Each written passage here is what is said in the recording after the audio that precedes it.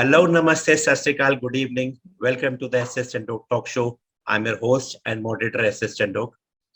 Today, I'm very happy we have gathered again with a very beautiful, different season, which we're going to talk about. We are going to talk about the schools, the system of the schools, the working of the schools. It's a very new topic we are starting today. And in this topic, we have very eminent guests today present over here to speak about the topic.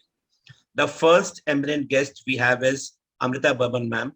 She is the Deputy Director of Sunbeam Group of Schools, Varanasi. Welcome, ma'am. And thank you so much for coming, ma'am, once again into the show. It's our pleasure to have you on the inaugural show of the season 5, episode 1. Thank you so much for coming, ma'am. Thank you so Please, much. Pleasure is all mine. Thank you so much. yes, ma'am. Actually, we all know you very well, but still, people will like to know about your educational journey because people like you, you inspire the others like us. So please let us know about your journey. How do you started up? I mean, you came into this profession by chance or by choice, and how did you rose from a teacher to a director and up to a deputy director level, ma'am? Over to you, ma'am. I think you're handling 27 plus schools also.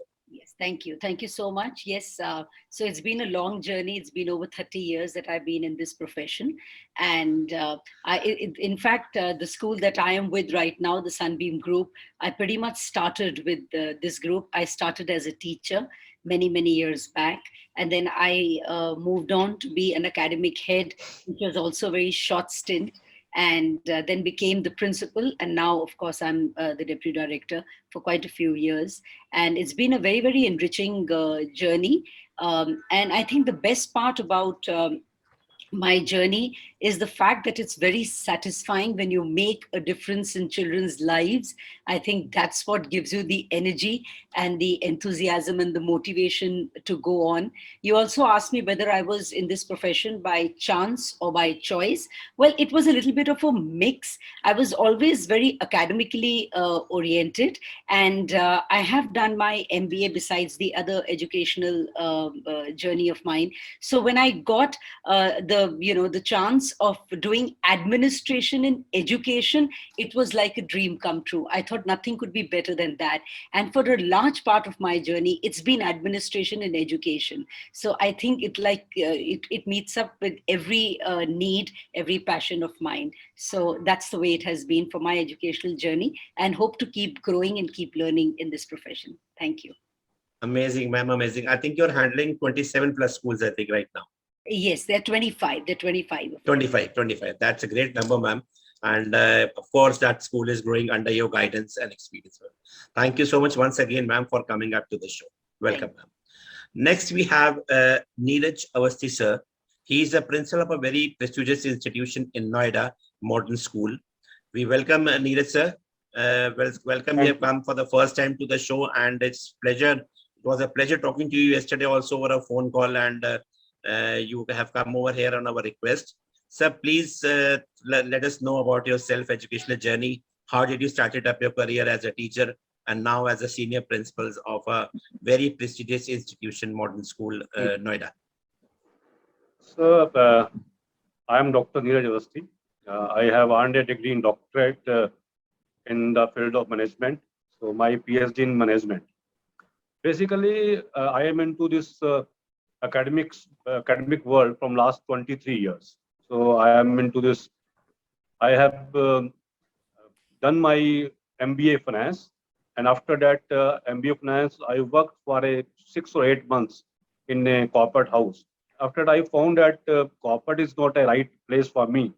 So I went back to the university and I earned my B.Ed degree in 1999. And afterwards, I am into academics. Stately, I was appointed as a principal. My first appointment was on the post of principal only. I never worked as a TGT, PGT. I always worked on the senior position.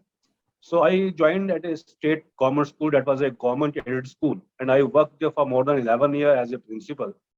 After that, I qualified NET also in 1998. So I joined one of the renowned institute, that is the Indian Institute of Management and Technology, IMT Ghaziabad, into the research field. For 3 years, where I guided students in the action research for 3 years.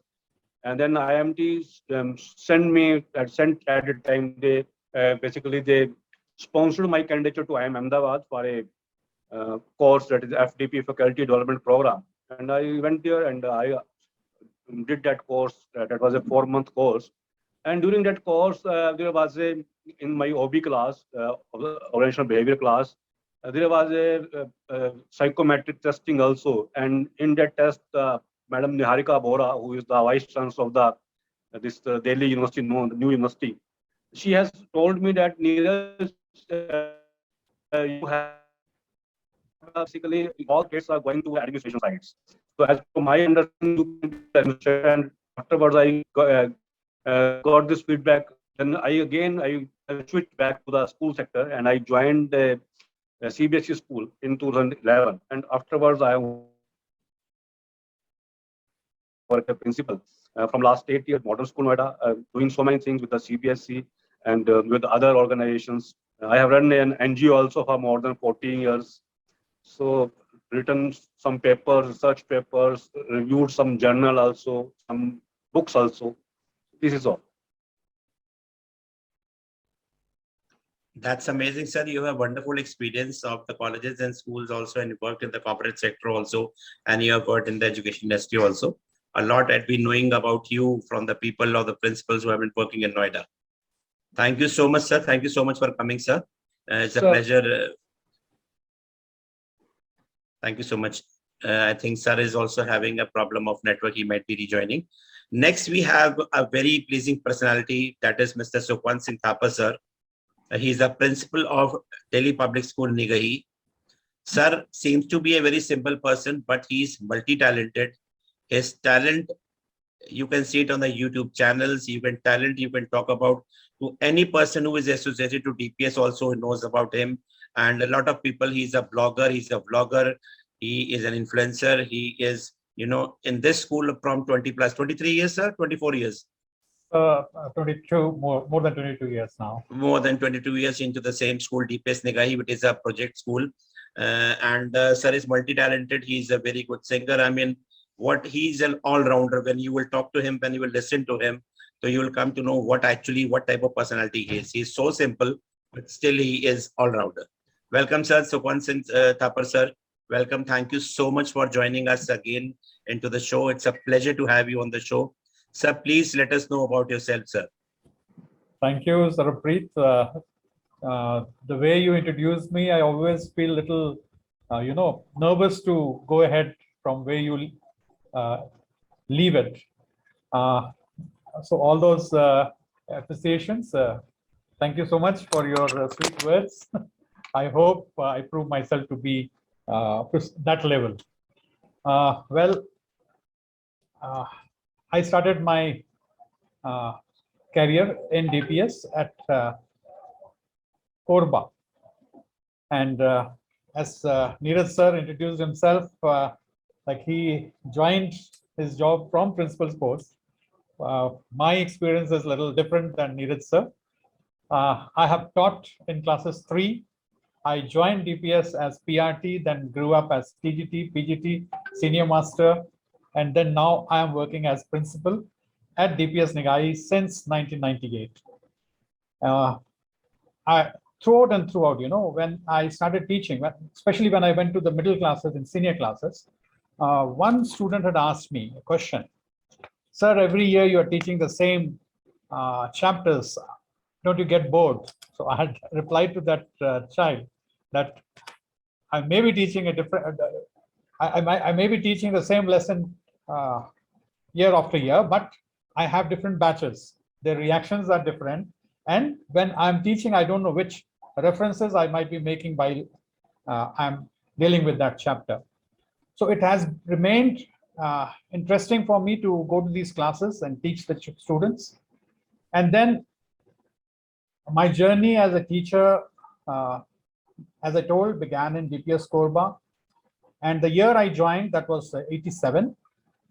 There was a letter from CBSE regarding they were taking up ELT project in 1987. They had written to the principals to forward names of teachers who have taught in class 10 for 5 years. So I had missed that boat because I had just joined. But the destiny again called me back somewhere in 93. We got a letter from CBSE that they have worked on this ELT project and they wanted to introduce interactive English. And for that, they wanted to train the teachers. So I went to attend a session of 11 days at Delhi College Indore in 94. And there, Mr. S.K. Gangal handpicked me to carry on their training project further. Like initially there were 30 resource persons and then they added a few more. So we were a team of 92 resource persons and we got a lot of opportunity to go to various schools to train the teachers, Kendriya Vidyalaya, Navodaya Vidyalaya and other public schools. So that kept me busy. My principal, Dr. B. Singh, supported me a lot in this. And after that, I got this assignment of leading a school, one of the branches of Delhi Public Schools at Nikahi. Nikahi is one of the projects of Northern Coalfields Limited, which is a subsidiary of Coal India. And coal is mined over here. And we are providing education to the children of mine operators, so those who are working as shovel operators, dragline operators, dumper operators, and then there are a few executives also whose children are studying with us. So we have been over here for the past these many years, and our children have done well. We have students who are doing very well in life, and there are students who have gone to IIMs. This year, one student has got admission in XLRI Jamshedpur, and so many students have gone into MBBS. So then even in UPSC, 2 students have qualified, ex-students of our school. So not that we contributed in that in the present achievement, but yes, the base was prepared here. So we always feel proud when children report to us about their achievements. And, sir, I don't know about the result what you have given inside the school, but the actual values, because we had been talking that when the parents they come for admission, they have asked for this facilities, that facilities, but they do not ask that this school gives values. So value, they don't ask for the values. Are the values taught in this school? Exactly. But I'm 100% sure that the values which you are giving in your school as a head of the institution, many less people or very few people might be giving that values, because everybody is running towards everything but except the values which you might be giving, sir, because you are a person. I don't know which subject you are of. Are you of Hindi or you are Punjabi or you are of English? Because you are versatile, sir. You are versatile. Thank you so much, sir. Thank you so much for coming, sir. Thank you so much. Next, we have a very eminent guest from New Chandigarh, Jasjeet Kaur Jaggi ma'am. She is the principal of Doon International School, New Chandigarh. Welcome, ma'am. Once Good evening, again. everyone. And I know there's a power failure there for last 25 years. And thanks to you that you have saved some power for the internet facility so that you may join the session. Right. Thank you so much for coming again, ma'am. And please let us know about your educational journey. You came into this profession by chance or by choice, and from how did you rose from a teacher to a principal. A very good evening, everyone. And thank you, Chandhok sir, for giving me again an opportunity to join your talk shows. I joined my career. I started as a PGT in my own school. I'm from Kamal Convent, Orissa, Rourkela. So after my post-graduation, when I came back, so my own sister, because it's a convent school, she told, okay, come and join. So I started with PGT, then slowly and steadily, then I became a HOD, then coordinator, headmistress, vice principal. And then few years back, I got the opportunity of becoming a founder principal in an international school in Rajpura. They had a public school and they wanted somebody for international school. And I did not, I immediately grabbed this opportunity because I wanted us to have a school which is, a dream school, a school where children are so happy, a school where there won't be a rote learning, a school where children are given the full freedom and, that power to tell, ma'am, today can we do this instead of this? You don't have to write so much. My school did not have, for my kindergarten, I had no books. Very good. The children used to only come, enjoy, do a lot of scribbling on the scribbling boards, and then go back home satisfied, happy. And I tell you, a lot of learning was happening. There I started, and then after 4 years, and last year, then I joined Doon International Chandigarh. Since I stay in Zirakpur, Rajpura was quite far. It used to take me around 1.5 hours one side. So then I have joined New Chandigarh. It's again a new school. I'm again a founder principal. Again the same struggle, but I'm enjoying, because this is what Amrita ma'am, I think she told something which is giving you a lot of happiness. So teaching, being in this profession is a food for my soul. So unless and until I go to school every day, my children tease me, Mama, Gurdwara roz aate hai. So it is just like going to a Gurdwara, and I really worship that place. So I'm very happy as a principal. And now, because after becoming a principal, there were few changes which I wanted to do. So there, I don't have to now fight for those things. I immediately make the changes in the lesson plan, in the teaching methodologies, in my activity schedule. So this is what I'm enjoying. This is exactly what I wanted in my school, and I'm happy. I wanted a happy school. Children come running and happily and going back crying. This is exactly what is happening. So this is my small journey, and I'm enjoying being a principal. And actually, I'm enjoying being a teacher and an educator. Principal word is a very heavy word. Yes, ma'am. Jasjeet ma'am, ଆପଣଙ୍କୁ ଓଡ଼ିଆ ଆସୁଛି କି? ଭଲ করে নেই ভুলি যাইছি, কিন্তু থোড়ি তো বুঝতেও পারি, লিখতেও পারি. It's been years my that Bengali God. Odia mix ବହୁତ ଭଲ. ଦେଖନ୍ତୁ ଆପଣ ଜସଜିତ କୌର, ମୁଁ ସୁଖୱନ୍ତ ସିଂ ଓଡ଼ିଆରେ କଥା ହଉଛୁ ଆମେ. Oh, this is globalization. See, both of you are wonderful. understanding everything, but it is just like something, matlab, we are not able to understand. Actually, Thapar sir, you are from Orissa only. Yes, sir. You are from Orissa. And One and being brought two up there. Punjabis talking in Oriya, you are talking, both of you. This much I can understand. Oriya, and being a Punjabi, you're talking in Oriya. That's very correct. I call myself Oriya only. I'm born and brought up in Orissa. Entire education Orissa. I'm a Ravanshah product. So I call myself an Even I Oriya am from only. Ravanshah. Same here. I'm Oh, from wonderful. Ravanshah. Oh, wonderful. 96 post graduation. I'm senior to you. Yeah. 83, 85 batch. Wonderful, sir. So nice to connect with. Thank you, I Chandok will- sir, once again. My pleasure, man. I will share the contact details with each other so that you Definitely. may afterwards also you can contact with each other, because Oriya we won't be able to understand further. So let's come up to English again. That's a common language you can understand. Yes, sir. Although Thank all you. the many Punjabis are over here.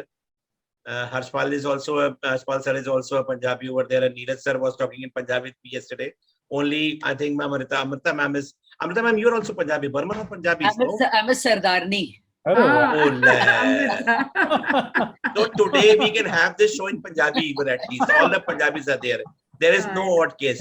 And there's a coincidence. There's a coincidence that, I mean, it's a very good incidence. I mean, that all the Punjabis are gathered here. So we can use English or we can use Punjabi also along with English. That's NEP great, ma'am. हो जाएगी यहीं पे. NEP ho jai. Sir, you had asked me one more question, that I am a teacher by choice or chance. I'm a teacher by choice. Very good. From my school days, I was very fond of writing on the walls and doors, because we did not have those boards. So I remember, since I was in Orissa, Rourkela, my father got the B.Ed board from Calcutta, those boards which were rolled. So my mama had put that throughout my home so that I don't spoil the walls and the doors. So same thing I do in my school. I have scribbling boards throughout my school wall. Amazing. And the females, actually, when they are kids, they are small, they have had an habit almost that becoming a teacher and all the others becoming student. But that had been a common factor. कि घर में जितने भी बच्चे हैं सबको जो है वो student बना दिया, and I'll be the teacher right now, and you will study from me. But that was a common, because we were not at that time, we were not having these laptops and everything, gadgets and internet to use on. Otherwise, so these kids, they don't know anything what we have done through in our in our childhood. Right. But still, ma'am, we are in education, and we will never be above 18, because we are always in the age of 3 to 18 years of students or children. So we'll never grow above 18. We never get retired. Although these people, they throw us after 60, but still we don't get retired after 60 also, Yes. because we always are below 18 all the time. Right. Thank you so much, ma'am. It's a Thank pleasure coming over. You have made the day with the Odia, with Sukhwant Singh Thapar sir, and again rolling out back to that, we are all Punjabis right now today in the show. It should be called actually Punjabi show right now today.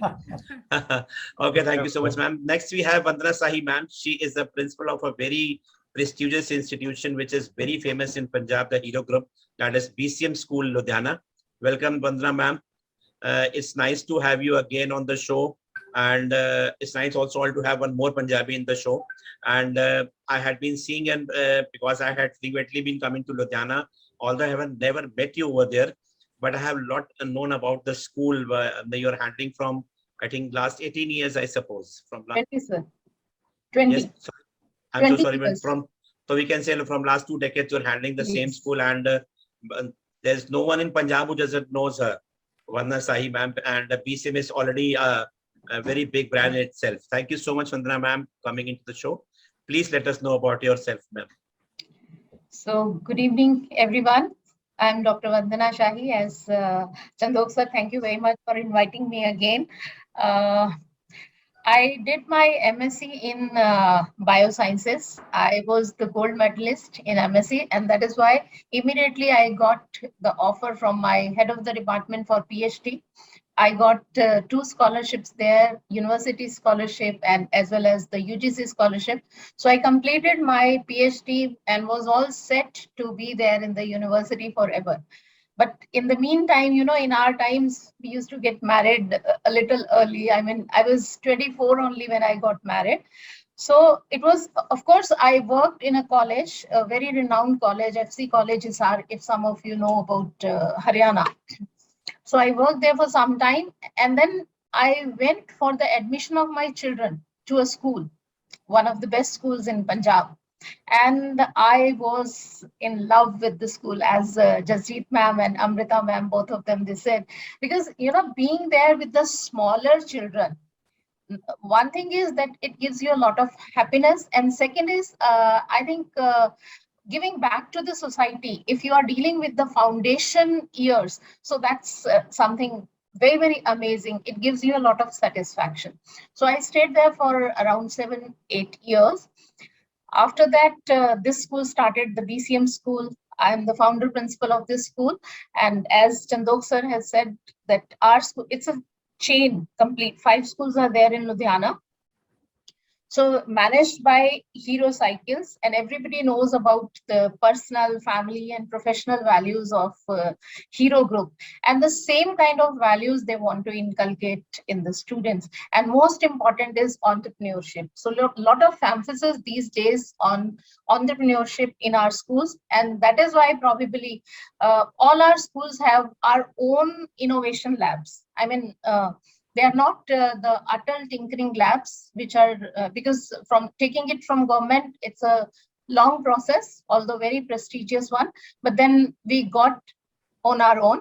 And recently, our students, a team of 4 students of our school, they have registered their presence in NASA, which was a great achievement for us. There is a GLEE project, which, I mean, these students now, they would be making a lunar satellite. I don't know whether it would pass or not, whether it would be launched or not. But for the students of classes 11 and 12, making a lunar satellite itself, getting the kids from California, and then, getting the expertise from there, expert advice from there. So that is something amazing. So that's what, we are going forward with, the particularly the entrepreneurship, innovation, creativity, and that's what probably is required in the 21st century. I'm so happy to be there on this show again. Thank you so much, Chandhok sir, once again. Thank you, everyone. Pleasure, ma'am. My pleasure is mine, ma'am, to have you on the show, such an experienced person to have on the show. And basically, this is the show of the, of the educationists, where we can share our ideas with each other. How can we, something fruitful for the children? So regarding this, we have the next step. We have the expert of today, Mr. Harshpal Singh Khurana. He is an edtech entrepreneur and a founder of TAP School, a premium startup that provides all type of solutions to educational institutions and organizations. TAP Schools is currently implementing over more than 300 plus schools across the India.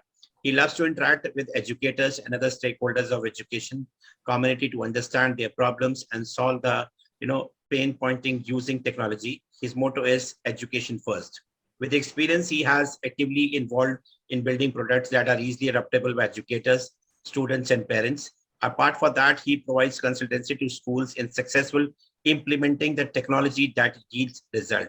Harshpal, he loves traveling, playing video games, and an avid reader.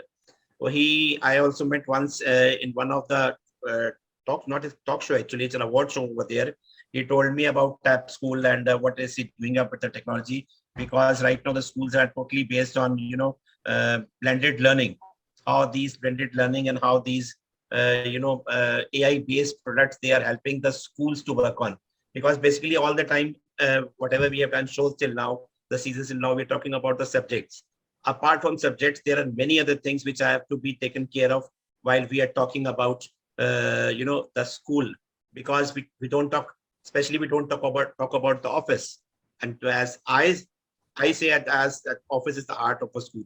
If the office is not proper organized, what will be the problem is always be there. As much as good teachers and staff you have, you won't be able to do anything. So that the unrecognized people who, the work which is being done in the school, which is very necessary, we have to take care of that also. So when I met him, that also came into my mind, because always when I'm coming up to the season, it comes into my mind to take up those topics which are directly related to the school education or the children. So let's talk to Harshpal Singh Purana sir. Welcome, sir, and thank you so much for coming on my request for a few shows. Sir, please let us know about yourself, how you have come into this, how did it came into your mind that you want to come up with a project like this, what you have named as TAP School, I think. Yeah, TAP School. How did it came into your mind and what's in there? Because we have been talking about so many products. I mean, so many people are visiting us. So what's the difference in that? Over to you, sir. Okay, so thank you, sir, for having me on your panel or prestigious with all the people who have done so much in their field. So to tell you about my background, I come from tech, and my experience has been over now it's been 17 years, but when I started off my own company, it was somewhere about 12 years. And I was working with a startup which was reaching out to rural audience in that sense, like farmers and women. So I was given this task of going around visiting the villages, because generally what startups in any sector does is they ask their main lead to go out and see what is the pain points and let's figure it out, how to sort the problems. So I got this opportunity to visit Punjab's, because it was situated in Chandigarh and Punjab's rural areas and Haryana's and Himachal's, because you pretty much get the landscape as to what is the common problem in the rural areas. But at that time, I realized, and it was shocking to see that the infrastructure in a state like Punjab, which is always considered as one of the most developed states in India. So the infrastructure, the education quality, especially in the villages, is still not up to the mark, the way we want our kids to be. So that was a setback. It was, for me, it's a setback, because we as urban kids don't think about these things. We say, oh, humko achhi education mil rahi hai, sabko achhi education mil rahi hai. So we don't think about these things. So that's how it came to my mind. Okay, now what needs to be done? How to engage the students of maybe villages or government schools into getting a good education. So this is how the journey of TAP School started. And again, to answer your question, it was by chance. So this is how we started working, and me and one of the product makers, we started looking into what are the problems. We designed a product and went back to the teachers or the principals and asking them what you want, then come back and then used to. So there was a lot of vision up there. So ultimately, we realized that there are certain problems that exist only in the rural areas, but then there are certain very big problems that exist in the urban areas as well. So we pivoted out from that. Our products are not just aimed for the rural villages. Obviously, we'll be going for the urban areas. And slowly, we started off in 2016. And in 2016, we went on, adding more verticals, adding more and more things, because as we went on to schools, we realized that every school is unique. They have their own problems. So we need a solution. We need a person who can just tailor-made that thing for them. I mean, there has to be I'm sure every school is a unique on its own, but at the same time, they are facing certain problems. It could be, learning or education related problems, or it could be managerial problems. So that's how we started off, and that's how we slowly developed the whole bouquet of products for the schools, especially for the schools, because there's a lot of things going on in schools. So that's how my journey has been. So there was, and as an educational qualification, I'm normal, and I am in Chandigarh, but I belong to from Ludhiana. So my hometown is Ludhiana, and I am aware of BCM schools because I was supposed, if I had been in BCM school, I would have been the student, but I am not a BCM product. So I know BCM schools. And also, my hometown is Ludhiana, and I, I have done my graduation from there. But I have worked with companies like McKinsey, and we worked on projects like, big names, Fortune 500 companies like India Bulls and things like that. We used to work with them. So this was the entire journey or arc, you can say, of Tab School, and then how we went on creating an entire ecosystem for schools for digital learning. And obviously, in pandemic, everything got accelerated at a higher pace because everybody was looking for a solution that could work for them. So it got all that things got accelerated in 2020. Of course. Thank you so much. And as you told me about the TAP school, what are you having in that later part of the session? We'll discuss that also, that how it is your TAP school different than the other products which are coming to the market, and how it is helping much more to the schools in all in one type of product, whatever you are having talk about that in the further part of the session. Thank you so much, Harshpalji, for coming into the session. Thank you so much. Next, we'll come up to the next round. We'll have the question round or a opinion round. I'll come up to Amrita ma'am. Amrita ma'am, we want to know your views about that. How has blended learning helped children to grow up in a better way? Because we know it very well, because the only positive aspect of the pandemic was that it brought technology 10 years before it had to come.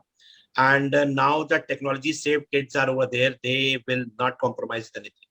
So according to you, because we are of the age you're talking about, we have seen that side of the, without the technology also and with the technology also. So we are migrant, technology migrant. So they are technology resident. So we need to understand this. So according to you, how has blended learning helped the children to grow in a better way?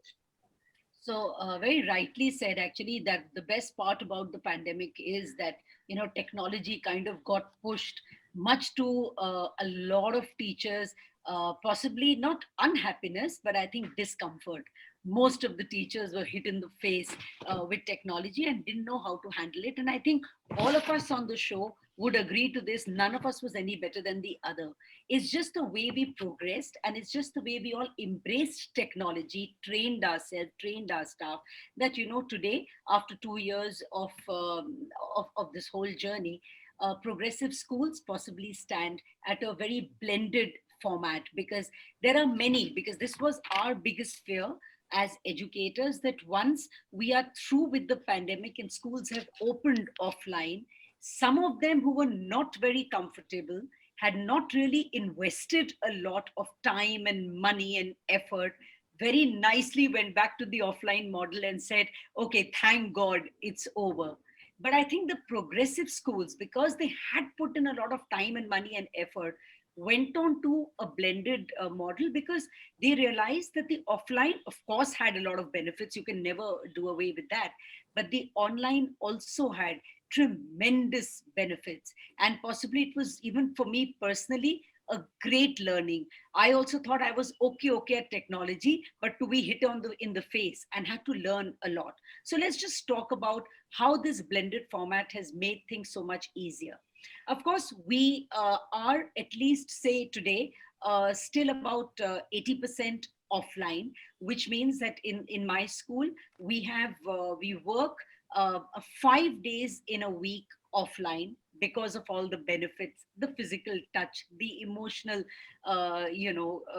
hygiene that a child gets, and the health that the child gets. So all that is, we all know about it. So we are 5 days, but on the last day of the week, which is a Saturday, we go completely online. All right. So I'm talking about this one blend, which is the offline and the online model. And why did we remain online? Because we thought that all that we had gained, we didn't want to lose it. What did we gain? What were the benefits of online? We realized that when children, the school was running online, the best part of it was that we were absolutely ready for any rainy day. It was, and now today my school is an absolutely all weather school. Whether I have the PM's visit, because we come from the PM's constituency, suddenly the schools just go off, and there are many such days that we suddenly go off. So we become an all weather school. I don't have to be bothered today, my courses are not getting over, so ma'am, how do I manage? Today courses very nicely get over. Nobody can give me that excuse, because you have the online model, and my schools are completely all weather. So my calendar runs as it was planned in the beginning, whether it's offline or it's online. So I think that's, frankly, for somebody coming from Varanasi, it's been one of the biggest advantages.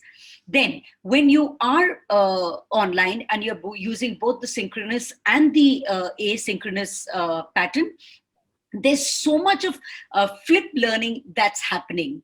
There's so much that you give to the child throughout the week. It's not only on the last day, that it gives you a lot of precious time to be able to do deeper learning, deeper teaching with the students, that children understand much better.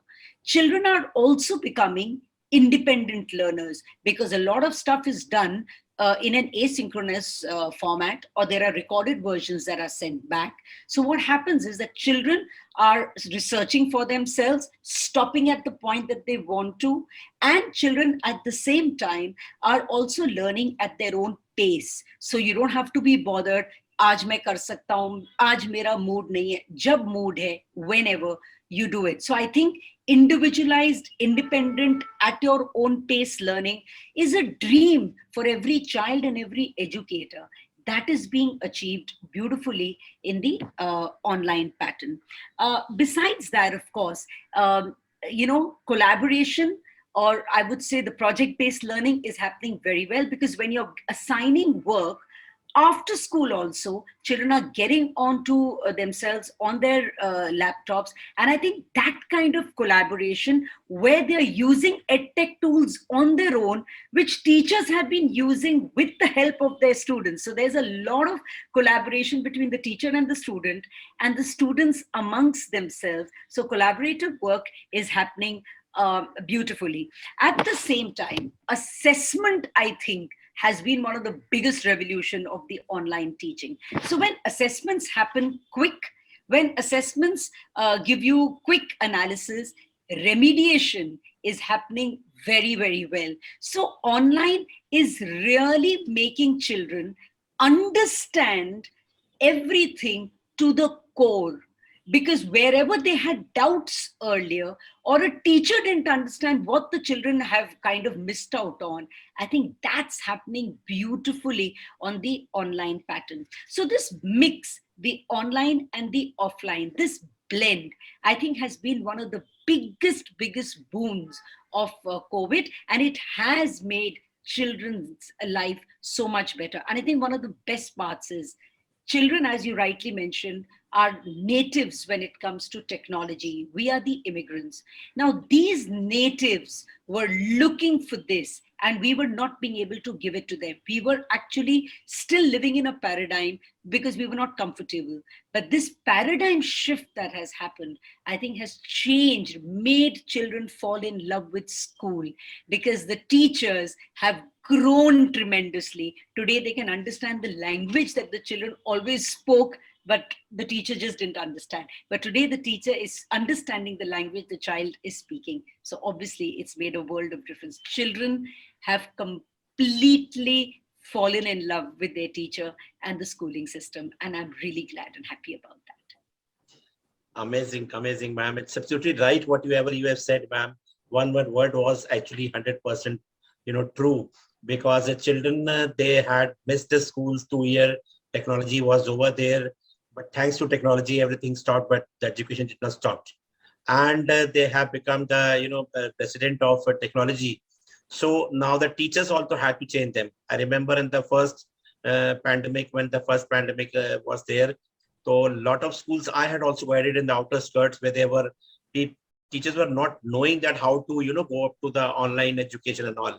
So now even a simple school teacher knows how to work with the online education, because it's like, in the market, that if you don't change according to the environment, you will be thrown out for sure. And the students have become so smart that I remember 25, 26 years back when I started up my career, and I went to my principal to thank him. So he said, don't thank me. Thank to these kids. These are the kids who keep you inside the school. And these are the only who throw you out of the school. So we are no one to keep you inside the school. So now they have become more smarter. We were respecting the teachers. We were respecting out of fear, I think. We were being caned. We were in the boys' school, missionary schools. Okay, if we won't talk in English or we won't respect the teachers, we'll get a beating. And when we'll go up home, we'll get another round. And the teacher calls up with their parents to the school, another one round will also go up again. But now you cannot say anything. You can't scold the child even. So that things have changed. The children have become smarter. They will throw you out of the school. So that is why all the teachers who were never ready to accept the technology, they have also started making up their YouTube channels and YouTube videos also, because the videos off and the Zoom link attended and the videos off.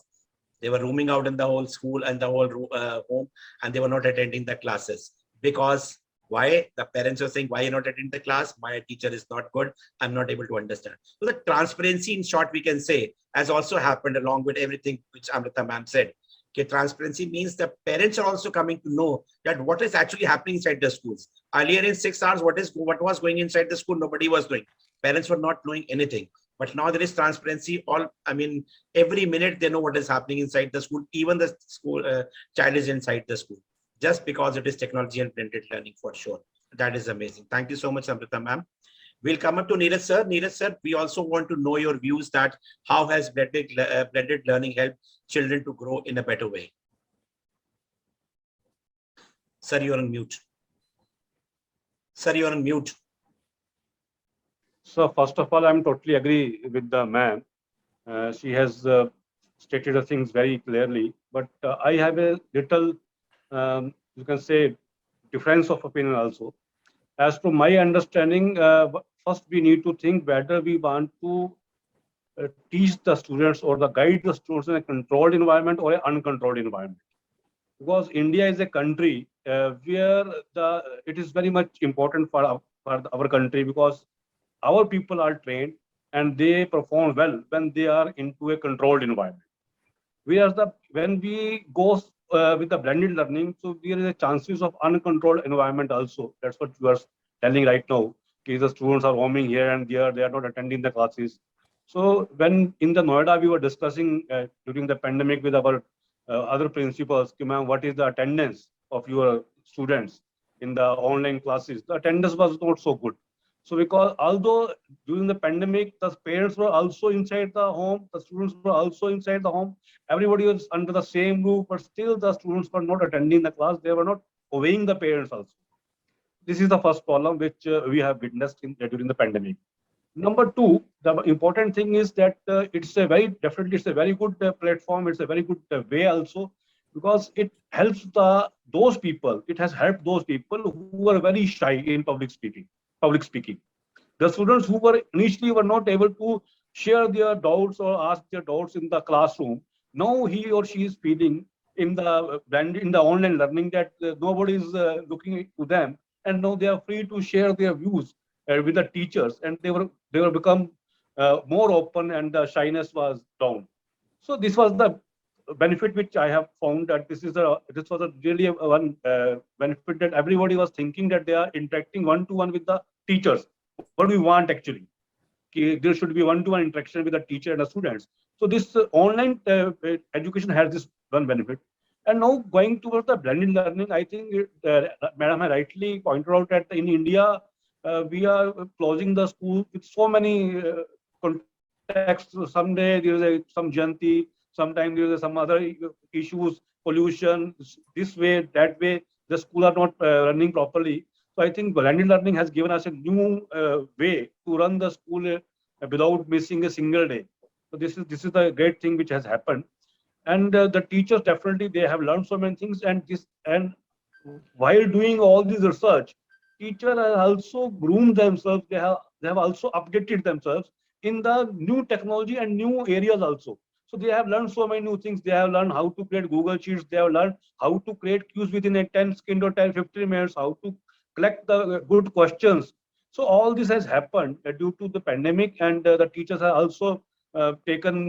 They have, you can say, they have become more smarter now. So as you rightly said, now teachers are aware that the parents are also observing their teaching ways, their methods. So now teachers know that how to behave. So their behavior has also changed toward the students. Now they are behaving very sensibly with the students, which earlier it was sometime we got to know that teachers are not using sensible things, but now I think that these all things has also changed. So blended learning definitely is going to be a good concept, and this is going to help the country also. And if we will have any such kind of this kind of the, you can say, problem in future, then definitely now we have a short solution in our hand.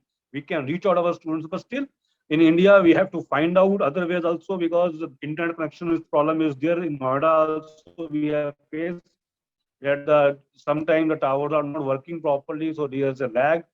And this has also, I think, affected one more thing, that is the concentration. This has decreased the concentration of the students. So when the students have come back to the in the physical mode, the school, we have noticed one more problem, that they are not happy on sitting on the benches for 6 hours, because earlier they were at home, they were taking classes on the bed or on the sofas. Now they are back to the hard benches. They don't want to sit for more than they are not ready to stay there for 40 minutes, because at home they were going here and there for water, for so many things, but now they have to stay in the class. So school is not, as per my understanding, we are not only mentoring the students or guiding the students or imparting knowledge, but we have also inculcating the discipline and punctuality among them, and other values also.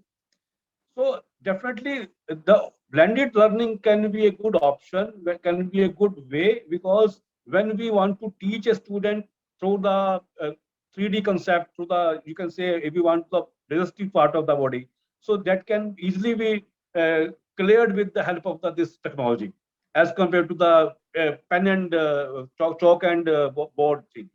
So I think it's a good Yes, sir. way, and we should continue with this thing. So there are pros and cons of each and everything. Every Definitely. positivity comes with some negativity, but we should see that how much positivity is there. If positivity is more, because 2 years the students have become so, a sort of depressed, because they didn't had that personal touch, that personal feeling with their peers, with their, the friends as well as the teachers. They were very happy when they came back to school. You are absolutely right. They did not had the habit of sitting at one place for 6 hours. So that way, the schools have done different sort of things. They have made the schools for shorter time in the starting, and they came up with 6 hours afterwards. Gradually, they can rehearse, and for 3 hours or 4 hours it started. And of course, 5 years government ago, we also have has so also much. started giving the books. Government and DMs also, they have so much restrictions that it is very hard. You have to take their school till 7:30 to 1 o'clock, and all these things were happening till 12 o'clock. So likewise, the students were happy, very happy when they came back. Yeah, Out of the odd ones. I'm sorry. Yeah, ma'am. I wanted to just add. I do agree with Mr. Neeraj that there were challenges of attendance. There are challenges of attention span. But I think that this was the beauty of anything. There are always challenges. How do you handle them? I think is the most important. So it actually brought us to a lot of experimentation when we were online. How to keep the attention span going, what are the kind of breaks you give. You can say it's a totally child-centric. Yeah, and more than that, it was, we realized that in the beginning attendance was low, attention span was low. It was also because of the way the teachers were teaching. It was the way that a teacher was just taking a lecture method on an online, which doesn't work. You have to have a different format of online teaching. So that was a challenge, and we had to experiment with things. So when children came back to the offline, Again, the same challenge came up. How do you keep the children kind of their focused attention span? How do you handle? So then we had to change the way we did our offline schooling. So I think every situation throws a challenge, which is great. It pushes you, and you have to push the envelope to look for solutions to those problems. And I've thoroughly enjoyed it. Definitely. Absolutely right, ma'am, Amrita ma'am, because students of this era, they don't want to compromise now. When they have come back, they don't want to compromise. The teachers, they cannot make it a teacher-oriented class, or they can't go into the class and make a reading and you so do the exercise, okay, the chapter is over. Now they want a child-oriented class. And this is most important thing. Awareness has come. If the awareness has come among the kids, that is very important. Because whenever the parents are coming up with the kids, we are saying to them, that why are you saying the child should stay inside the class? I'm not able to understand this. Okay, ma'am, we want this thing to be done again. So that thing is coming up to the kids right now when they have come up to this technology-based learning right now. Now, as earlier also, ma'am said that we have 5 days of offline and offline and 1 day online studies. That concept will keep on going along with them, that they will not forget that there was something like online learning. So God forbid if something happens, they can easily adapt that thing into their culture. So that way children enjoy. Now we say that they don't do any reading and all. They don't want to pick up their books and they want to don't shuffle them. They want to go into ebooks right now. So the era has changed. They will not go back again. There are not changes over there after the pandemic. That system has gone away and the new system has come. There are no changes. Everything is new right now. If very soon we can see that after a period of 4 to 5 years, I think books will also not be used. All the ebooks will be used into. And if we will not go according to the technology, according to the world, sir, so we will not be able to survive. Our kids will not be able. We see that we have a brain drain maximum from India just because the education system in India is the best one in the whole world. Yes, that's the point, sir. I just want to add one more thing here. Don't you think that if we will shift into our education imparting system, the way we are imparting the education, if we do this shifting, don't you think the mathematics, which is the basic, you can say the main strength of Indians, that will also go down? No, because sir, not at all. Why I'm telling you why, sir. I will take up to, suppose we are talking about English. I won't agree, I'm sorry. Because if talk about English, you see that most of the schools till grade 8, if they don't have English teacher, they say, kisi bhi teacher ko English teacher bana do. Pronunciation is not right. The way of teaching is not good, but they are teaching. In mathematics also. Yes, sir, you want to say something? Yeah, I would like to take that question to Neeraj, sir, because I am dealing with things like this, and I'm always thrown with questions. So, sir, you have to understand one thing, that when we talk about technology in education, technology is not the replacement. It is the enabler. Right? It is enabling the teacher to teach. Number one point. So it is not the replacement of the teacher. So teacher is not going into it. That's true. That's true. Yeah. So second thing is, when we're talking about blended learning models, like one is the online model. We have all experienced that model during the pandemic. It has its pros as it has cons. Mainly, I have particularly seen it has more cons than it has pros. Right? So I can speak for the edtech industry itself. When somebody told us as a founders, that schools are going to use Google Meets and Zooms to teach student online, and we were in shock. We were in shock because these are not the tools designed for students to teach. These are the tools to do conferencing, like we are doing it right now. It's meeting tools, basically. Right. So the tools, if you want to adopt, these are the tools which is very well known, and it's been there since 2000. I mean, it's there since way back, since the start of the century. So you can say that these are the tools that are available to teach students online and through blended model. Obviously now it is blended modeling, a model of learning. And the most, as you said that, sir, now what has happened is the engagement. You need the student to be engaged within the classroom, or if it is learning it remotely. So engaging the student is important. Now, when we talk about mathematics, we have the technology for the students to learn mathematics digitally also. We have a stylus, pen. That's true. We have many things. Was not that. My question was not that. I was discussing something different. Yeah. I was trying to say, actually, why our mathematics is strong, because we believe in practicing things. Yeah, that's where I'm coming Understand? at. In my education, what we believe if you practice more, you will get the perfection. Right. Understand? You're right. And mathematics is a subject where we need a more practice. Right. Or when we use the branding thing, when we see the things, so we can only, why the students are not good in mathematics, because what they want to see, they want a solution. If you see the solution, then you will not apply your brain. Basically, this is what I was trying to say. So I am not saying that technology is not beneficial. Technology is beneficial, that's sure. No, There I'm not are saying, some I'm areas. also not saying what you asked. I'm saying you have a valid question. It's a valid question that is there. I'm sorry. Yeah, Yeah. Harshpal, I'm absolutely sorry with this, but I don't think I can't say it's a valid question or no, but I think the way maths being taught through technology has changed the learning of maths and the way children are learning at different levels, because just practice can be horribly boring. It's when I change my levels from one to the other, as I keep scaffolding myself, that's when anything becomes interesting. I think that it is not more relevant than any other subject than maths. If you do things like, you must have heard of the mind sparks, and there are many others. There are many others. I'm just giving one example because we do it. Oh my God, my children who are not hitherto very good at maths have fallen in love with maths, and it's only made it possible because of technology. I think we're kind of digressing from the topic, so but I wanted to. Yeah, I agree with you, ma'am. right. It is absolutely, you're telling the truth, because with technology and with lot of experiential learning, I think maths has become fun now. It's more of game, puzzle, rather than only the rote learning. NCRT exercise 2.3 10 sums. No, In no, one it's line, become so. Amrita ma'am's words, because we are dealing with digital natives, we have to remember that, because it's all about like generation X or Y. They are the ones who are teaching basically, and also the parents of the same generation, grandparents or the parents. So that basically the need is to actually change their mindsets, that how children learn.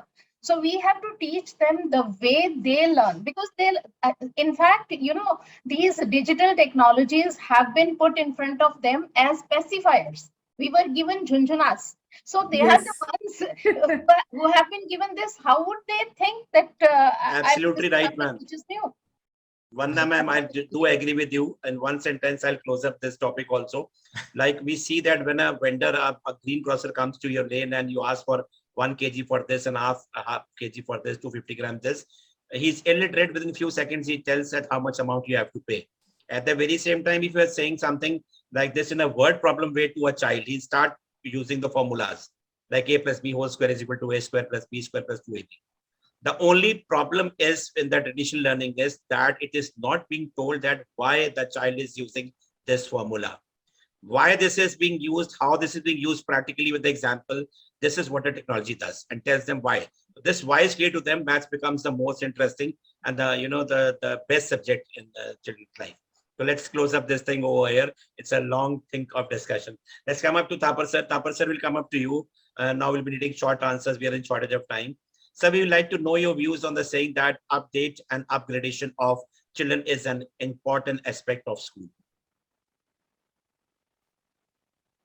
Sir, you are on mute. Thank you, Sarapreet, for bringing up these great panelists over here. While listening to Madam Amrita ma'am and Neeraj sir's views, I was just feeling a little happy that once when this recording session will be put across, those who will be viewing it will surely agree that all of us are having the similar kind of situations that were discussed just now. How we proceeded and from offline mode to online mode, the challenges that were there, and then now the reverse part of it is also coming across. The challenges are always there, and as Amrita ma'am said, that we have to face these challenges and keep growing. Updating and upgradation. I think it's related to the 7th good habit of highly successful people as put across by Stephen Covey. This is absolutely necessary, not just for the students, but also for the teachers. We have to keep on updating ourselves. Like initially when we started putting across online classes to the students through Zoom or Google, it was difficult, but then later on, the teachers who learn to use the technology, who learn to share their screen, they went on making PowerPoint presentations. They even learned to write on the board and then screen save those images and then reuse them when it was necessary, thereby making their work easier and also enabling the students to learn better. When we talk of updating ourselves and upgrading ourselves, I will just put across my point by sharing a short story from the book that I had read long before, some 40 years before. I had read the novel written by Arthur Haley, The Final Diagnosis, in which there was a character, Dr. Pearson. He was the head of pathology department and he was about to retire when a new pathologist also joins the hospital. And there happens to be a case where a nurse's knee's biopsy is taken because she used to have a pain in her knee. When the biopsy is taken, Dr. Pearson gives his judgment by going through the slides that it's non-malignant and it will get cured by medicines. So the leg doesn't have to be amputated. Whereas the younger one, the young pathologist, insists that no, because of these reasons, it is malignant and the leg should be amputated. To add little, thrill to the novel, the slides are sent to the best 2 pathologists of USA, asking them to reply urgently. 3 days later, they received the reply from those 2 pathologists. One of them says it's non-malignant, the other one says it's malignant. But then the hospital staff, the board decides to ampute the leg. When the leg is amputated and it is taken to the lab for its final diagnosis, it is found that the younger doctor was right. Now, this Dr. Pearson was a very headstrong person and very good at his job. The moment he comes to know that he had erred, he serves his resignation. The chairman of the hospital calls him to his chamber and says, take back your resignation because after 2 days you're retiring and will not sue you or will not even expose you to the media. But Dr. Pearson says that that's your botheration whether you sue me or you don't sue me. But my conscience doesn't permit me. I have erred in my life and this is my resignation. You have to accept it. Later on, in the freshers' meet, Dr. Pearson is called as a chief guest and then he addresses the gathering and tells them the importance of updating themselves. He said, I kept myself too busy in the lab and never updated myself. Had I updated myself, I wouldn't have put that nurse's life in danger. So please don't do that. So that was a great lesson for me to learn some 40 years back that we have to upgrade ourselves, update ourselves. This is what I keep telling my students, my teachers, keep sharpening your tools. Otherwise, someone else will come and take away your job. Amazing, sir, amazing. Wonderful experience. Wonderful example and experience you have thrown, sir. I mean, you have a plethora of knowledge, so much knowledge you have. Thank you so much, sir. Thank you so much. Wonderful, wonderful story you told to us. Thank you, sir. Thank you so much. We'll come up to Jasjeet ma'am. Jasjeet ma'am, we'll also like to know your views that update and upgradation of children is an important aspect of school. Yeah, I'll take less time because I want to attend the entire session and my battery is saying 43%. There's no electricity. You can see that is why I changed. The curtains were all drawn and everything done. Anyways, yes, update and upgradation is very important for the children. And the live example is when our phones after every 15 days says tonight it will be upgraded. And then the new version is very nice. And we appreciate. Though we take time, then we say, WhatsApp mein to ye wala tha, now it is this. isn't it? But then we accept that change and we enjoy that because the previous version was not as good as this. So it's with the children, it's with the education as well. Now children will be updated and upgraded only when the teachers are upgraded.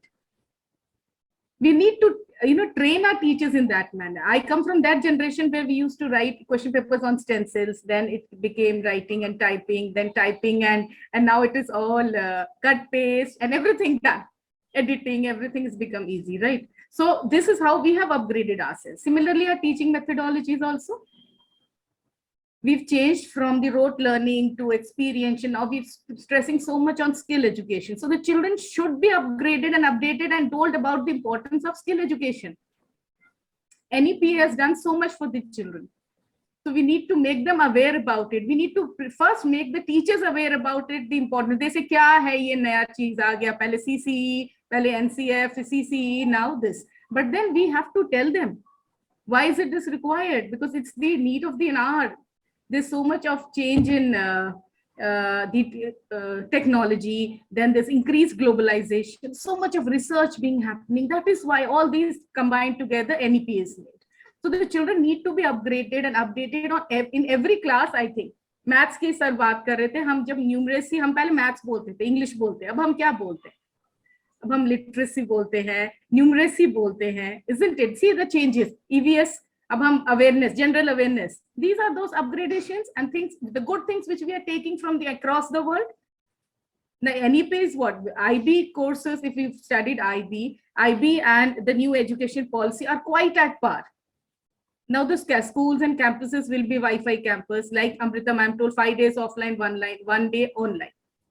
Okay, with pandemic, we have upgraded ourselves within 2 days. Within 2 days. Teacher was not knowing Zoom, was not knowing Google Meet. 2 days, I tell you. My new session had to start on 3rd of April and 31st March, the PTM was there. And after that, I told, let's do. And 2 days, day and night. So we upgraded ourselves. So we enjoyed that, isn't it? Children need to be upgraded because, and we need to tell them what is required across the world, the subject combinations, their requirement, their communication skills. IELTS क्यों करवाते हैं, SAT करवाते हैं? Why are we doing all this? We upgrading the children, and I thanks to the technology and that now we've started doing career courses, giving them everything right in from class 6, 7th onwards, where we're telling the children this is what is required. Your financial literacy. Initially, हमें नहीं पता. Now we've started teaching them. This is what, upgrading them, updating them, telling them. We start teaching them financial literacy. So then they get a mindset. Few children will love it, few won't. The ones who love it go with commerce, go for MBAs and whatever. Right? So this is, I think, updating and upgradation is very important. We need to change ourselves. We need to accept, and we are that teaching crowd, people who have actually accepted resilience happily. First principles, humne liya, wow. I think Vandana ma'am, sir, everybody would accept that we were so wow, yes. We had to take, koi option nahi tha. So we upgraded ourselves very soon. We changed our curriculum because we did not put everything to the teachers. Right? So upgradation, updating is very important, and I'll not take longer time because I want to attend the entire session. Thank you. Absolutely right, ma'am, Jasit ma'am. And a very good example, you took that in mobile, they don't ask you when they're upgraded. Yes. If you have it is auto upgradation, so they'll upgrade it. You get a little panic at that time, but when you see the new features, you are more of happy that I'm able to do much more things with this particular thing. It may be WhatsApp or whatever it is, right. For sure. So that is why it's a very best and good example to show that upgradation is very important in everyone's life, and for kids it is most important. Thank you so much. Thank you so much. So we will come up to Vandana ma'am. Vandana ma'am will come up to you. We want to know your views on the saying that how has technology helped to get work more systematic and easy?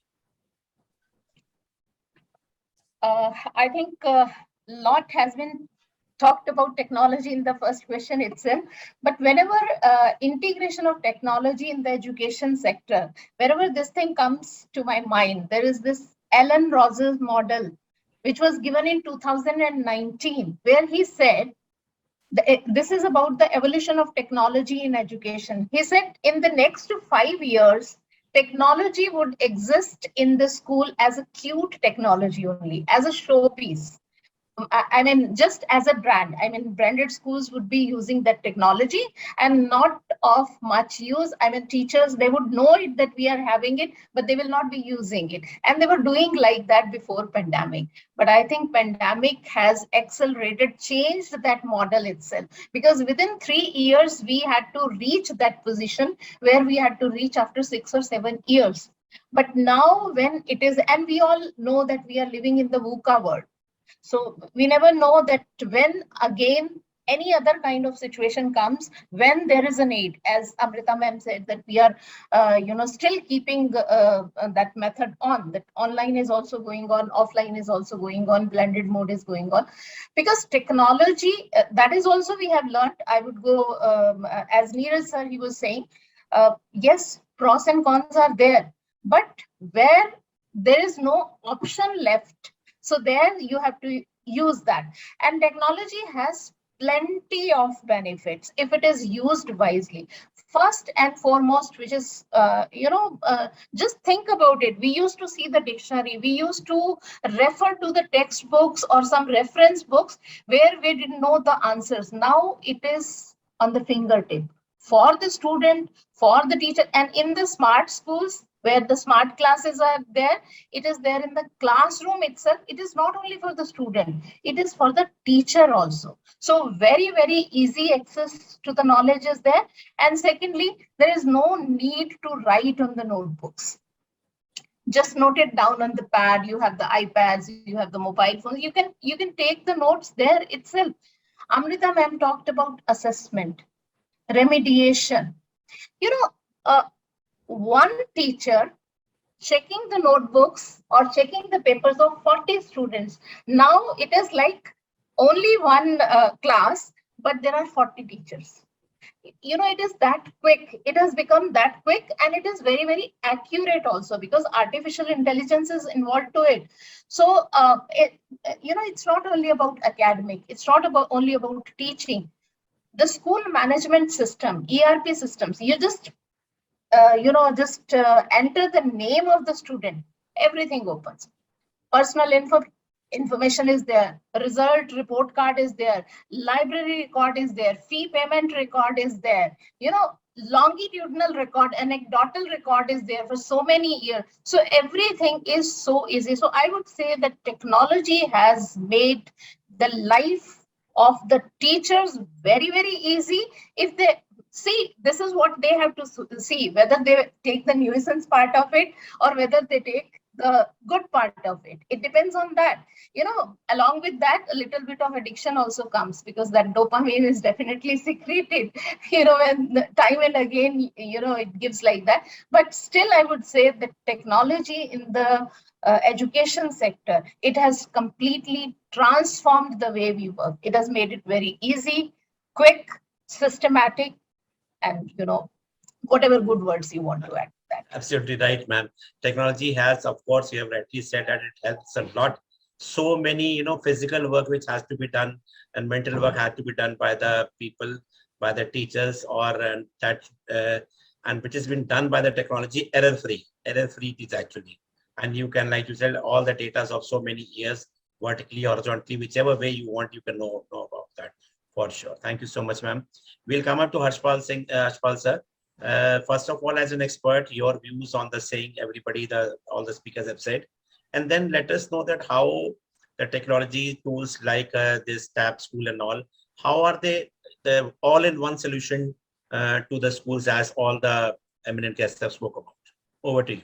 So, like Vanita ma'am said, that technology into education back in 2019 was a showpiece, right? And in 2020 it was like accelerated. Everybody went on, and hats off to teachers also. I mean, it was surprising for me as an entrepreneur from an edtech background that teachers are adopting. It was amazing to see them to getting accustomed to this new reality. So hats off to them. They work very hard, no doubt about it, and they should be a full clap and hats off to them. They did that, and there's no doubt about it. It's a huge task. It was a Herculean task, I would say, that they did.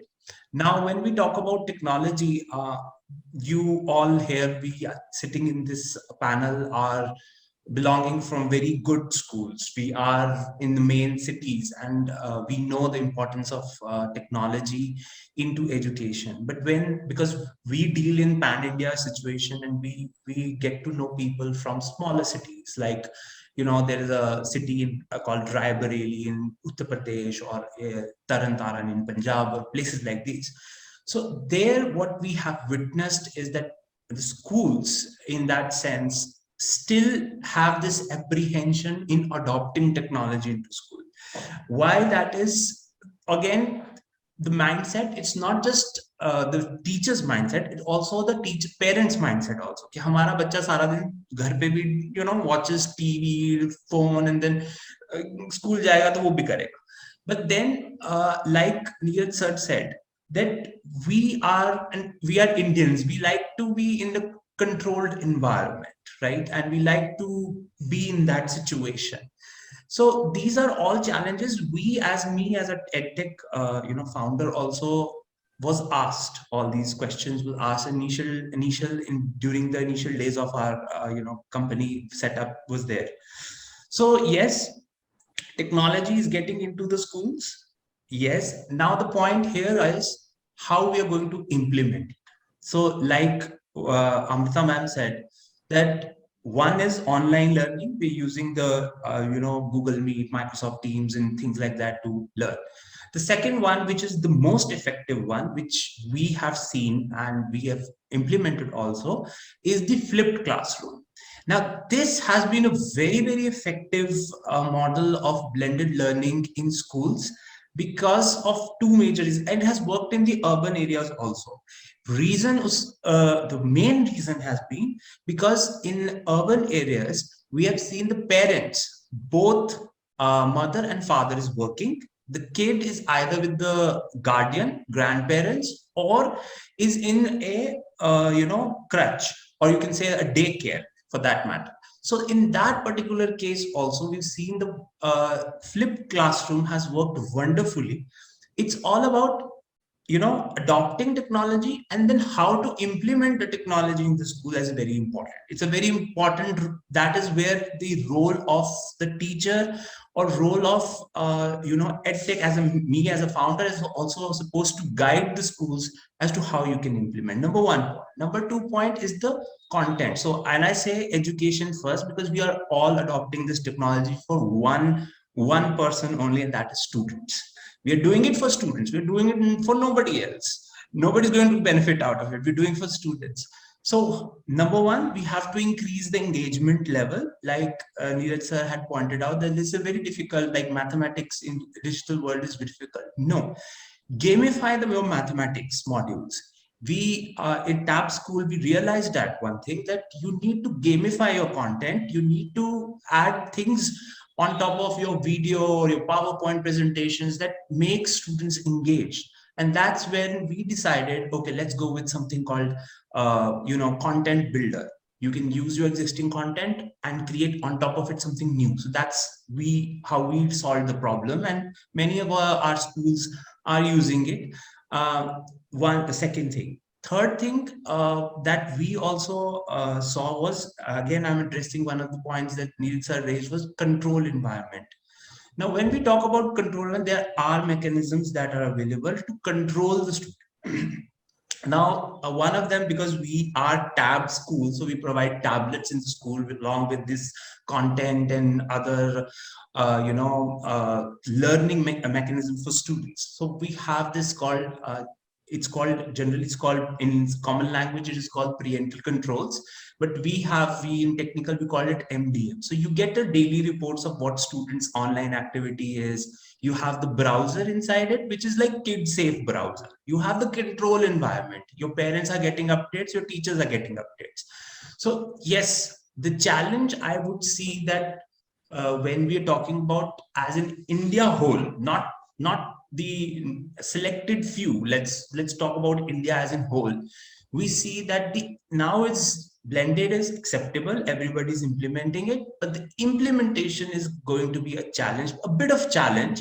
Obviously it will, with evolution happens with over the time, everything will get refined, everything will, teachers will get updated, they will know how to use it. But implementation has been one of the most challenging parts that we now see after pandemic. Now that the schools have opened back, now they have the implementation of blended learning, how to do it, how we can implement this with in schools, and also with NAP. Now we have NAP also, where we have introduced these numerous courses, like ma'am was saying, financial learning. We have for technology, there's Python, and I also came to know there's a course on refrigeration also in class +2. I was going through all the courses that were in the offered by the government in the class 11th and 12th. So that is a refrigeration also. So how we are going to accommodate so much into one single school, right? So in that particular case, obviously the technology plays a role. And I personally take a pride in the fact that I talk to principals a lot, because every principal is facing a challenge. And we need to figure it out how to solve it, either through technology or sometimes it happens through training itself. That, okay, we have trained certain teachers and then we can move on from there onwards. So this is how we implement the tab school module and technology into schools. So that is, I think, the first part of the question is that. And sorry, can you repeat the second part? Is that? Nathan, the first part was that how did it came into your mind to start up this type of project? And second was that how are you using it? How will you be using it? That becomes an all-in-one product for the schools. Okay. One question also I'll add up before answering, you should tell. Is it necessary for the schools to have the tabs? No, they don't. It actually, the thing is, no, they don't. They don't have necessary to have tablets, because if you want schools to use softwares, you need to have a delivery mechanism. Now, what would be the delivery mechanism? You can't bring phones into schools because, they are parents' phones or something like that. You can, what would be the delivery mechanism? We have only two delivery mechanisms. One would be the smart board, which we already have, right? The second would be, if we want to give everybody a certain, engaging the students, would be the another one would be tablet, that to in a controlled environment, because we don't want students to access YouTube or any other applications while they are in the classroom. So definitely that becomes the delivery mechanism, but it's not mandatory to have that. So it is, again, like I said, implementation. We have to work on the implementation of how we want to implement these softwares or this technology into our school. And second one, most important, what we are trying to achieve out of it. I also told sir the other day also, we were having a chat, and I said, most of the time what happens is that we don't know what we want to achieve out of it. Is it that we want to automate our school? Is it that we want to make students learn? Is it the whole package? Both of it should be integrated. So many schools are confused, and I'm just saying it for everybody. I mean, this would be on YouTube for everyone. So that's what I'm referring at. So why did it came into mind? We started off with the classroom management system with the difference of flipped learning. To be very honest, we started off with this flipped learning model, and our entire software was based on flipped learning model. And when we in 2016 went out to schools and we used to tell them that this is based on flipped learning, many schools were not aware of this model, a blended learning model of flipped learning back in 2016. And the second challenge, like everybody was also facing, we were also facing of internet, because at that time internet was not very as much penetrated into the cities also as it is today. Thanks to one another brand, Geo, we have now internet everywhere.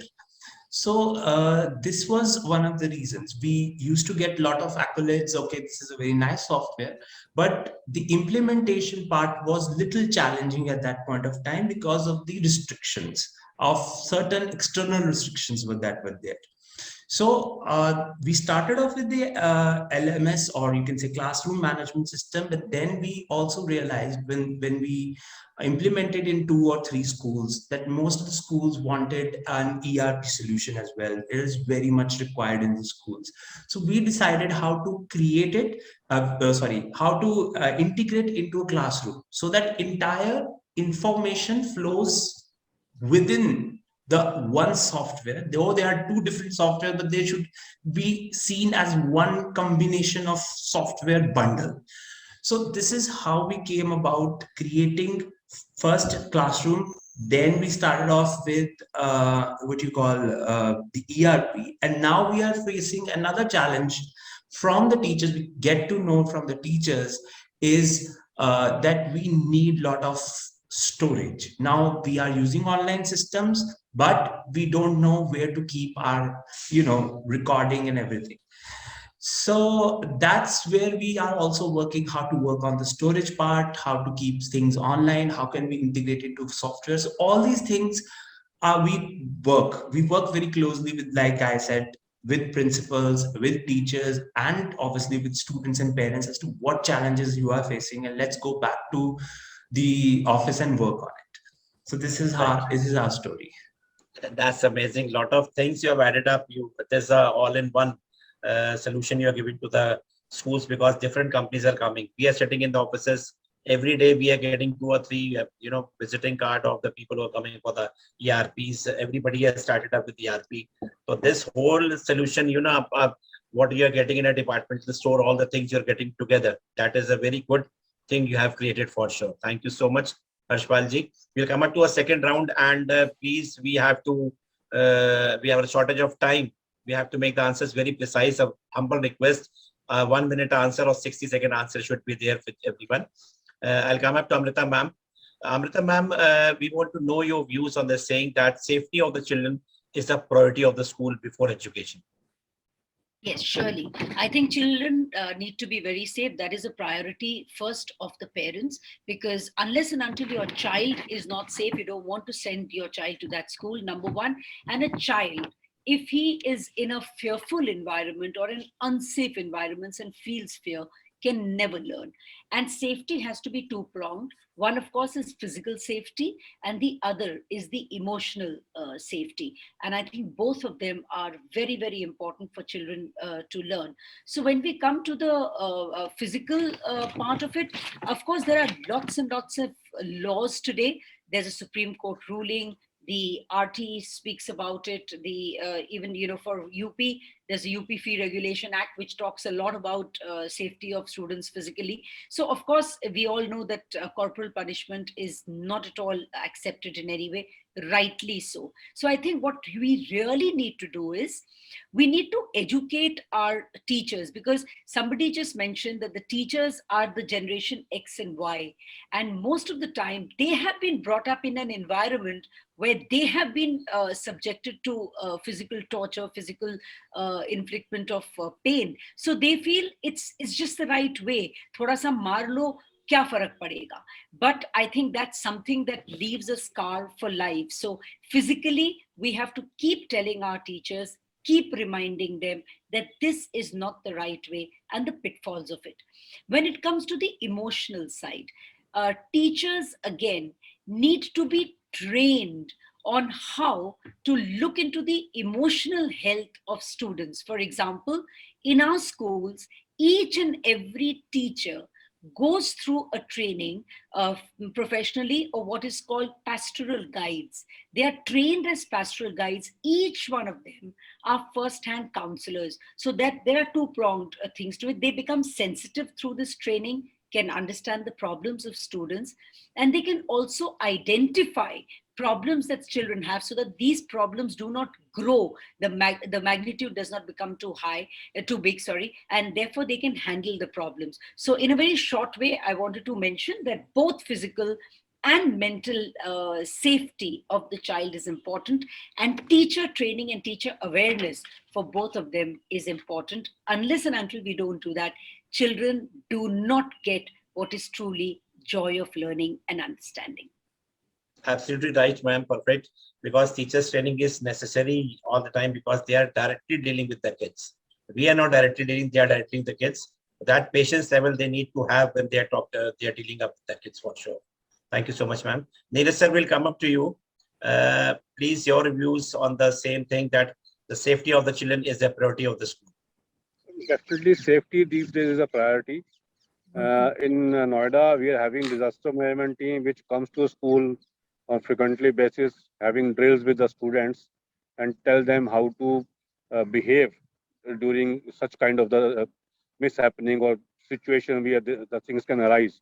And we also, I think right now we are also working on the cyber safety also, because these days now it has again a new issue has come with the technology that students should know about the cyber safety norms also. And so we are giving workshop on a cyber safety, physical safety, and definitely the teachers are the center of all these things, because these are the teachers who has to guide the students on a daily basis what they need to do. And you say earlier there was a last year there was a new thing, that's the touch. What is the good touch and bad touch? So there was a workshops on the good touch and bad touch. So every time the new things are coming, and we are guiding our students as per those, because these days we are into the NCR, so the problems are really high here. Safety issues are more. So we are working on the regular basis on the safety issues. Absolutely right, sir. These type of awareness programs are needed because we cannot make the things, which are not under the control, because technology has come into being. It is not going to move away. What we have to do is that now, although there are also ill effects of the technology, but still we need to see on the higher side that the positivity is more. How we can, counsel the students and guide them in a better way. That is the most important thing we need for that. Thank you so much, sir. Thapa sir will come up to you, sir. We want to know your views on the saying, as an administrator, we have to see that the office should be well organized and properly organized with proper system, because we all talk about the education, everything, but everything is managed inside the office. So what are your views on the saying that proper office should be organized? Thank you, Sarpreet ji. I feel if the school is considered to be a body, then teachers are the hands of the body, and we can say administrators are the feet, and the office front is the head of the school. So office is the place where we have parents who come to meet us for various reasons. We have visitors. We have children also who reach the office for certain things. So office needs to be updated and well informed. And at the same time, the efficiency also has to be very good, because they have to retrieve the information and share it with the parents or students almost without wasting time. So it has to be well organized. There's no doubt about it.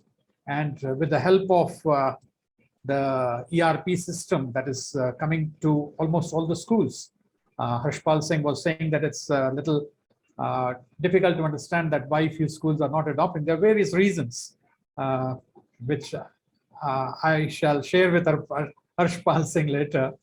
There are various reasons which we have to look into, especially the schools which are functioning under public sectors, and we have certain constraints, but still, yes, sir. We have to go ahead with it, and we are going ahead with it. So that's Absolutely, very sir. important. In the coming days, it shall be implemented. The man and machine have to go hand in hand. Hand in hand. Thank you so much, Thank sir. you. Jasdeep ma'am will come up to you. Please, precise answer for the same. Yeah, and it's only 6 minutes left for my battery as well. right. Same yeah. for the show also. Yeah, as an administrator, definitely I agree that office has to work very, it's the most important. I call it the heart of the school, because whatever they are taking in, because we see the teachers doing a lot of work, but we ignore the admin staff, the type of effort they put, the number of hours they sit. Teachers come from 8 to 2 and then they are tired. But what about working from 2 to 4? the entire CBSE work, the OSS work, the or the other, all the documentations need to be done by the office staff. All the follow-ups done by them. And as an auditor, I am very particular about the documentations also. Right. So this is, again, I agree with sir, it's head, and I say, sir, it is heart also. Thapa sir, it is heart also. Again, unless and until the heart is pumping properly, mind and every body, everything, blood is flowing, it is flowing smoothly, everything is happening properly. So with this, I actually thank Chandhok sir again, and I'm leaving because it's already showing that battery. So thank you, everybody. Don't worry, ma'am. Really, don't worry, ma'am. Last 5 minutes are more important. if you remember, ma'am, we're coming up to you after Vandana ma'am and Ashpal sir. Vandana ma'am, it's going off. Okay. Don't worry, ma'am, unless the last minute is there. Okay, sure. Yeah, Vandana ma'am will come up to you. We need a precise answer. That all-round development of children is only possible when effective steps are taken towards child's growth. Ma'am, you're on mute. Yeah. Yes, a very short answer. Yes, children, because they are the future of the nation. So if the nation has to prosper, the children are to be taken care very well. They need to be made the well-groomed personalities, and this is the joint responsibility of, I would say, the school, the parents, and I would include community also, because that's very important to give children a good environment, healthy environment, because that's most important. Early childhood education, now NEP is also emphasizing on that, because 90% of the brain development that happens before the age of 5 years. So best of experiences are to be given during that time. If it is done, they will acquire all kind of life skills. Especially, I would talk about one thing, that they should not be having the fear of failure. That growth mindset is to be inculcated amongst the students, and that is done right in the beginning. And parents are more responsible than the teachers, I would say here. And then comes the role of the school. I would conclude by saying that for the all-round development of the children in the school, according to me, the schools need to be tech-enabled, because they have to be progressive. They should be inclusive, because learning for all is very important. And when I say inclusive, it includes everything. It is not only the need of the special children. Inclusive, whosoever is left behind should be taken along. And last but not the least, they are promoting sustainable development goals. That's the most important thing, according to me. So thank you so much.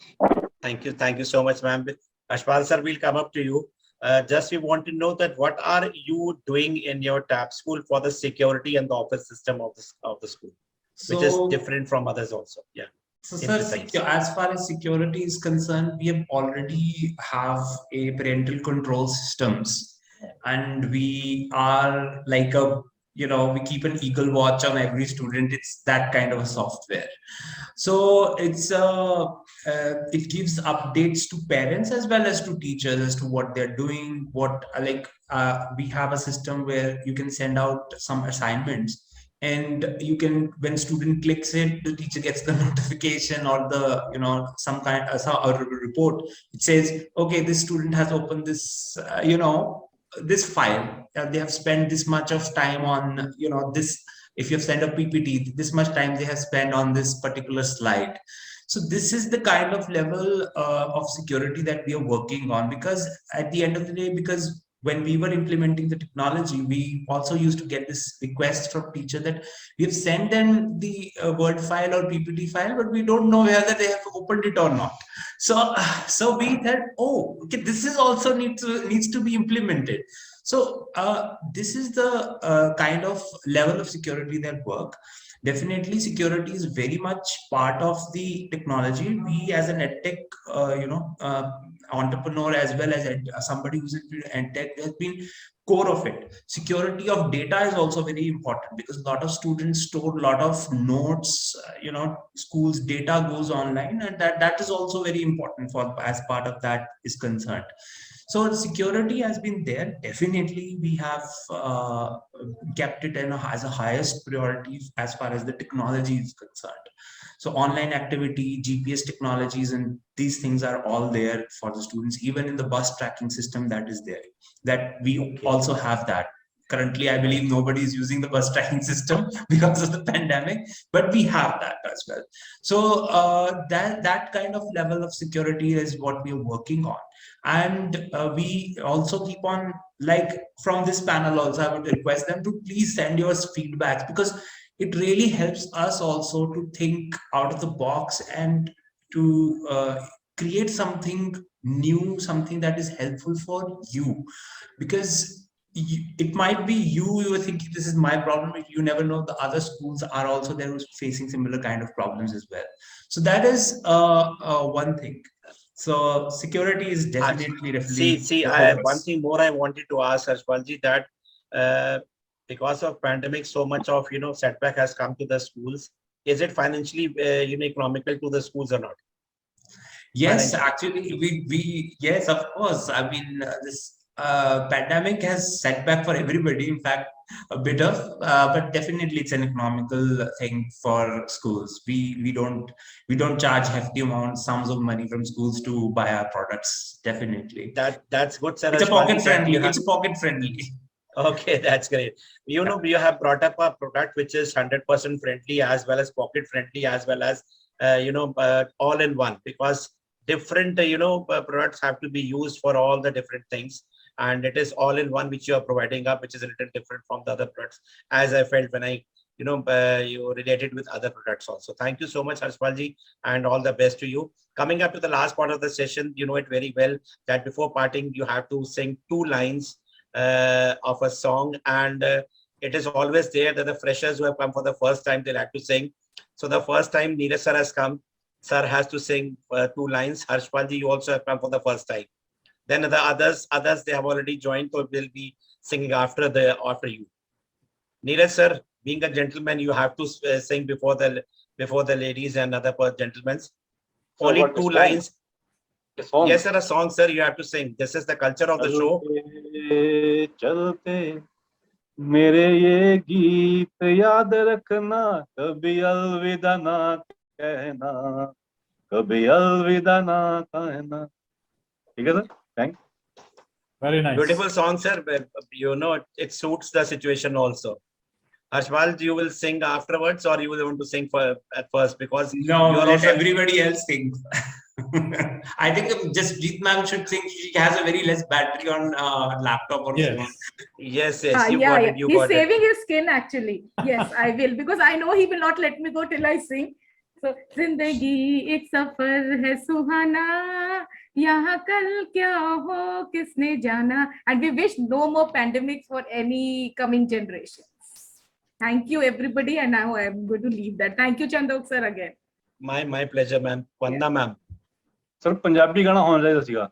Oh, ma'am will sing. As last time, sir, I will not sing. लेकिन मैं आज मौसम की बहुत बात हुई है लगातार. मौसम और gratitude दो चीजों को मिला के. But ma'am, last time you said that next time I'll चलो I'll next be with time, the sir, song. एक बार और बुलाइएगा तब कहूँगी. पता नहीं हमें बुलाया ना बुलाया मैम. So it is तेरी गर्म सर्द इनायतें करें भी तो कैसे शिकायतें, तेरी धूप में थे जले हुए तेरी बारिशों में नहा लिए.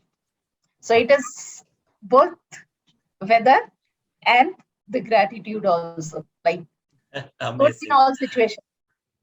Amrita ma'am has gone away. You know what has happened, Amrita ma'am.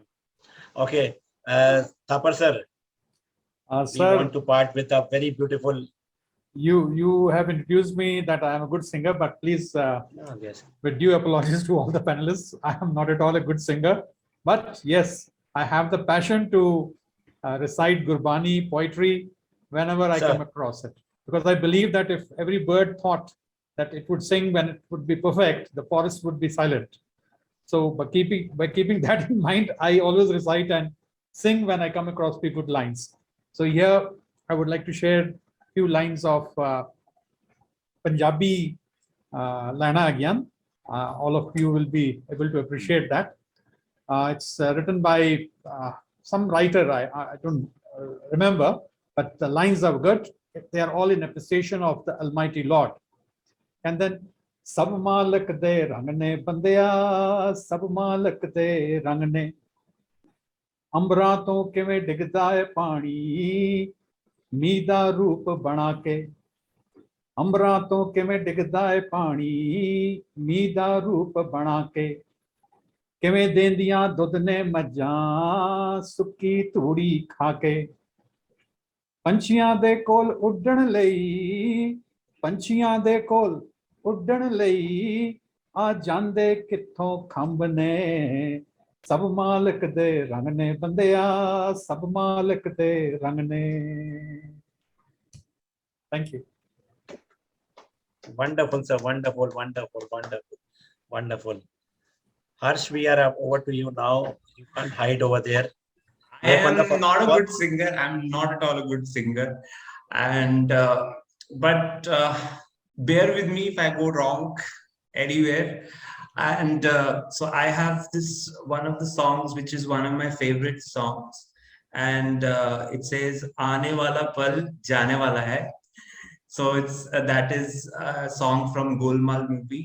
I hope everybody sees that. So aane wala pal jaane wala hai, aane wala pal jaane wala hai. Next line I don't remember. Photo पे तुम्हारे. So that's it. Thank you for this wonderful session and for Pleasure is having mine.